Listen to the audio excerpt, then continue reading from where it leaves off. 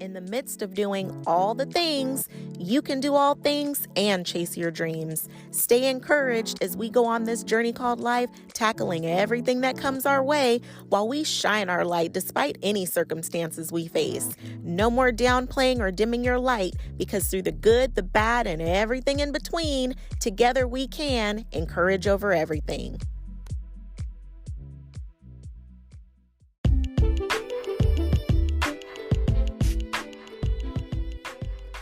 We are talking fear, the gateway to the next level you.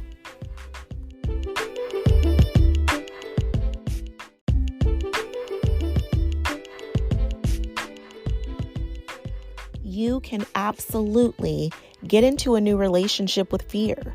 It doesn't have to be something you overcome in one fell swoop, but you can face it by taking steps over time. Sometimes it's a relay and not a sprint. Allow those small but glorious wins build your confidence and propel you forward. You can encourage over your fear, because together we can encourage over everything.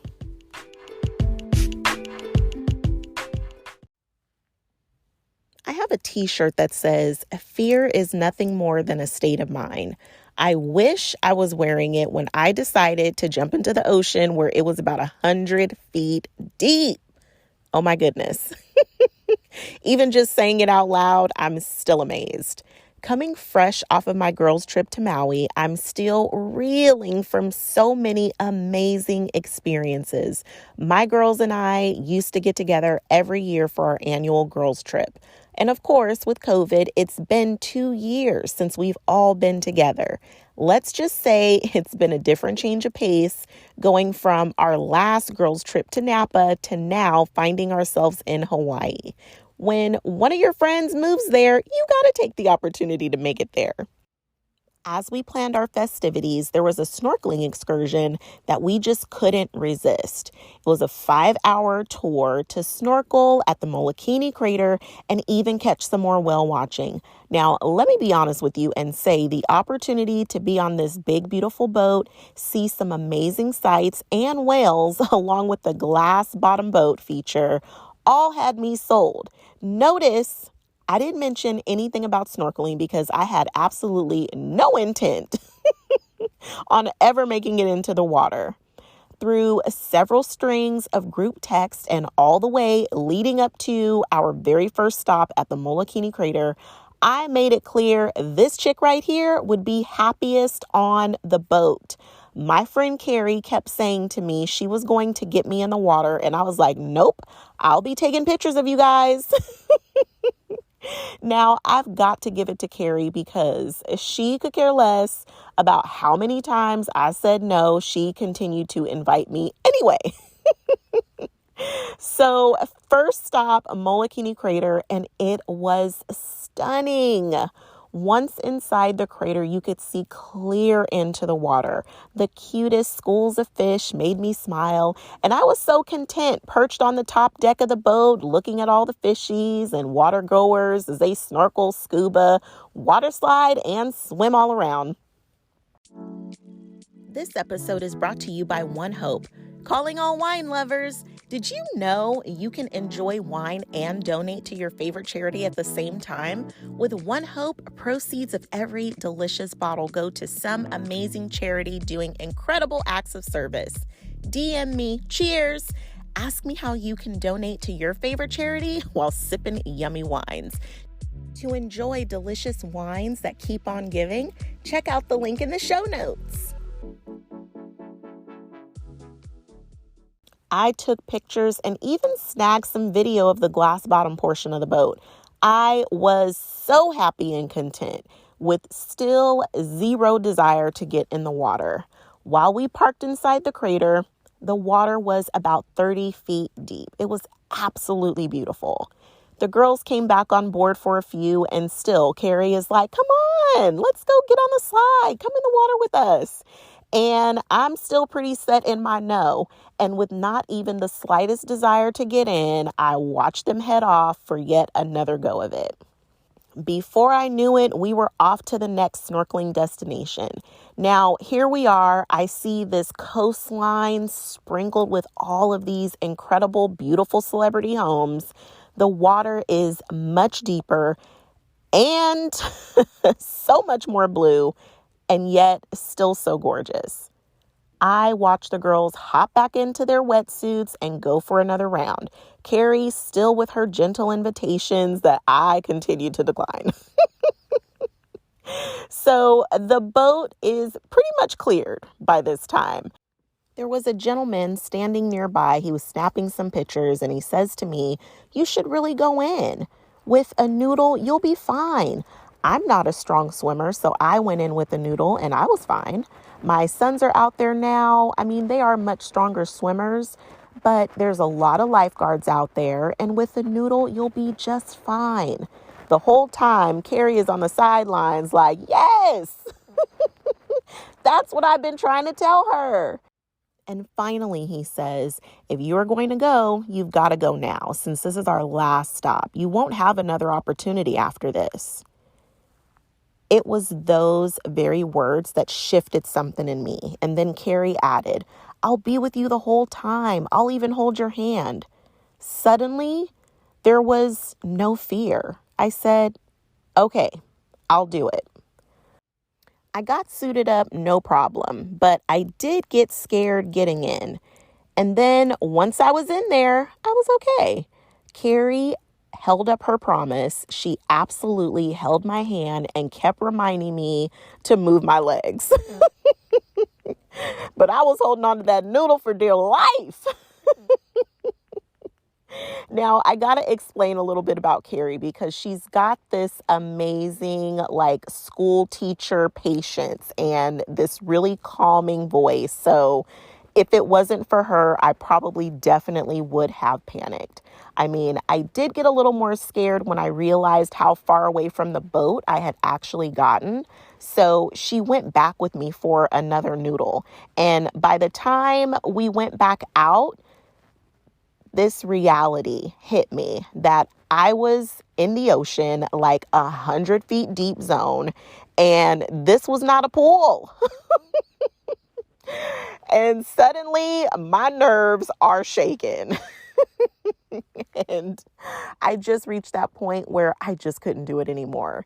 And I was like, I can't do this anymore. And our friend Lee looks at me and she says, "But you did it.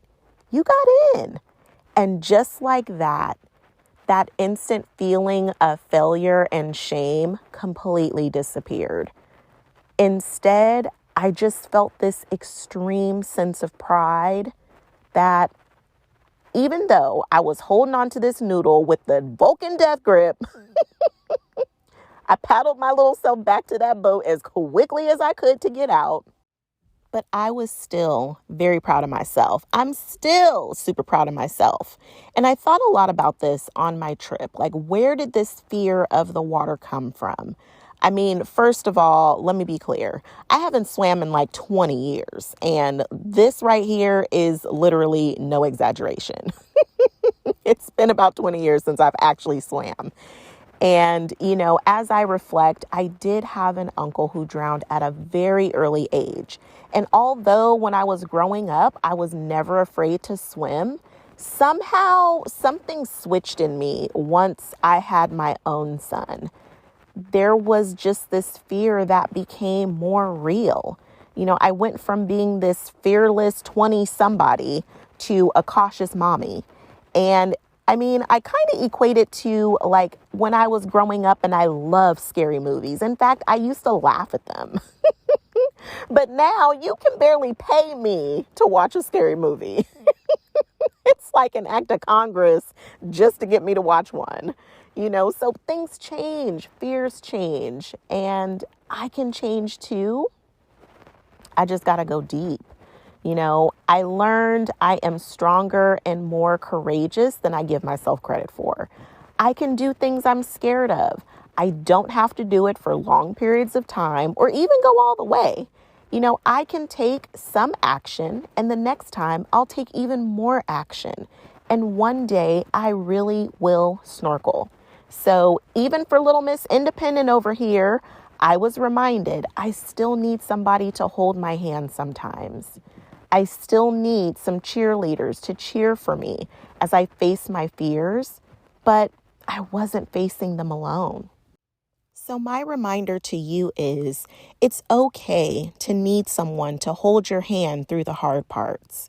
Have people around you who will support you and cheer you on as you face your fears. And if you don't have people in your life that demonstrate this level of kindness, you can start cultivating it right now. You are not listening to this podcast by accident. I'm here for you, and I'm cheering for you loud and obnoxiously in the stands. To conquer your fear, you don't have to go big or go home. You can go small and then hit up the mall. Kind of cheesy, but well, you get my point. Baby steps still count. They add up. And this is why I'm taking this as a glorious win. The gentleman who spoke with me, he struck a chord when he said, if you don't do it now, you won't have another opportunity. Now, where was he when we were only like 30 feet deep? No, I'm really kidding, because there are no mistakes. It wasn't meant for me to be within my comfort zone, which would have been that 30 feet.